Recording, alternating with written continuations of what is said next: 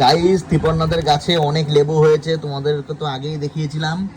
গতদিন আমরা লেবু খেয়েছিলাম, আবার আজকেও আমরা লেবু খাবো মেখে। এই যে তিপন্না এখন লেবু ছাড়াচ্ছে, দেখতেই পাচ্ছ। বেশ মোটামুটি কাটার পরে 6টা না 7টা টুকরো হয়েছিল, 2টো টুকরো এখানে রয়েছে, আরও ছাড়াচ্ছে। আর এখানে লাল লাল লঙ্কা, গাছেরই লঙ্কা, বাজার থেকে কিনে আনতে হয়নি। মাখবে, মাখার পরে আমরা খাবো। আগে ছাড়িয়ে নিই আমরা। দেখো গাইস, আমাদের লেবুটা পুরো ছাড়ানো হয়ে গেছে। এখন আমরা চিনি দেবো 1 চামচ। দাও চিনি দাও। এই যে 1 চামচ, 1 চা চামচ আমরা চিনি দিলাম। আর দিতে হবে চিনি?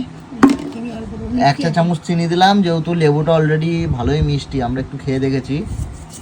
পরিমাণ মতো লবণ দেব, আমরা লবণটা একটু বেশি খাই, পরিমাণ মতো দিয়ে নিলাম।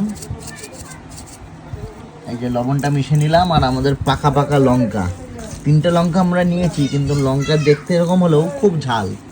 প্রথমে আমরা সির্ফ 2টো লঙ্কা